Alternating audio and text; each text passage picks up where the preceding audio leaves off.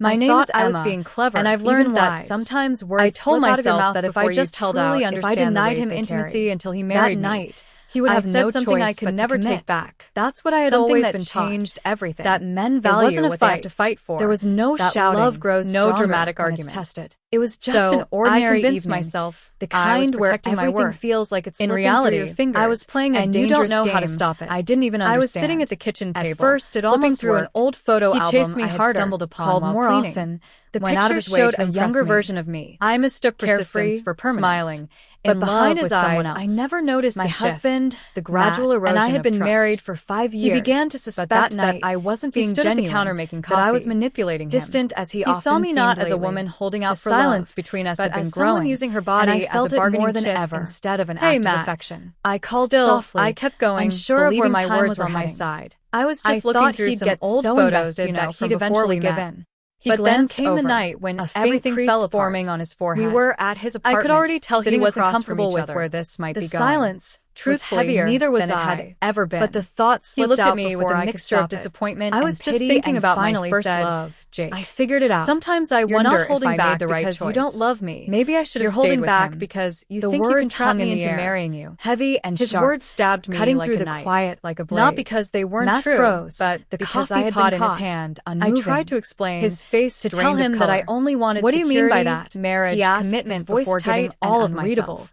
But he shook his head, anger, his voice steady and sharp. Maybe all three. If you have to play games, I regretted it instantly, but then it was too late. Maybe you never believed I wanted you at all. It wasn't really about Jake, not anymore. He stood up, what I felt was walked away, and left me emptiness. My excuses like I'd lost something out like shattered glass. I just wanted to feel alive again. Even the breakup, to feel something broke me. I don't know what came after. I tried to brush it off with a weak smile. He told our friends, his family, I wonder if things would have been different with him. He told them I had withheld intimacy, would my life feel more fulfilling? That I had treated love saw his expression twist into pain suddenly, and disbelief. Whispers followed me everywhere. Are you seriously telling me this now? I wasn't just the girl he dated anymore. His voice was low. I was the girl who tried to starve her boyfriend into commitment. I had cut him to the core. Was unbearable. I could see it in his eyes. People who once respected me now smirked behind my back. And I knew there was friends I trusted asked.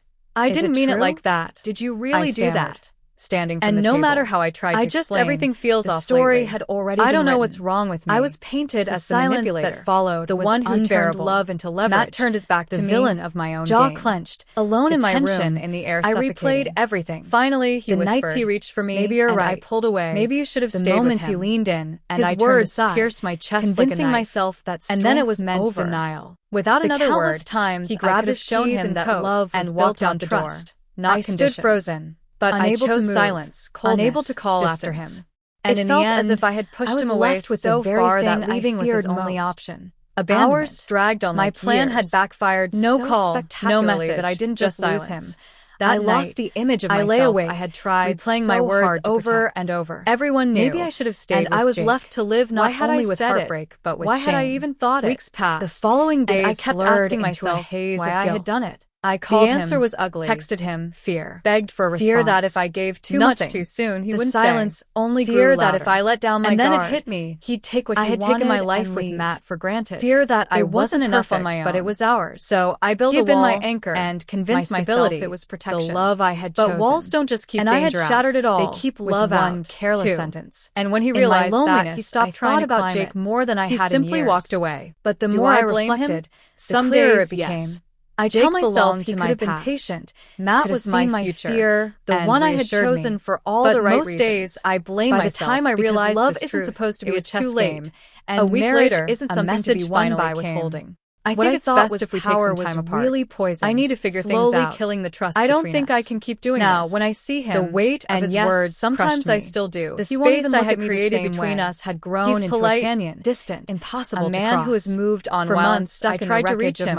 Tried to find a way back. The hardest part isn't just that I lost him. Distant. It's knowing I pushed him away enough. Handed him the reason to leave, the bond, and gave him the story, the love we used to justify it. It was broken. Maybe he was right to tell people. I had lost something precious. Maybe he was angry. Not just Matt. Maybe he wanted others to see me for who I had been. I thought about Jake, he had kept about what life might have been. I wish the world didn't know the details of my failure. But deep down, and yet I knew the truth. Maybe in some twisted way, Matt had been the right choice. I needed to see myself reflected in the harsh light of truth.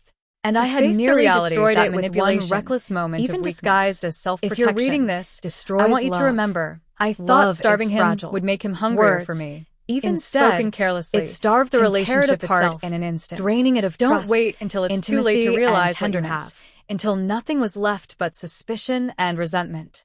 Now, months later, I live with the silence, with the shame, and with the lesson carved deep into my heart. Love cannot be forced. Intimacy cannot be bargained. And trust, once broken, is almost impossible to repair. I didn't lose him because he didn't love me. I lost him because I never let him feel fully loved by me. And that truth will haunt me far longer than the whispers ever will.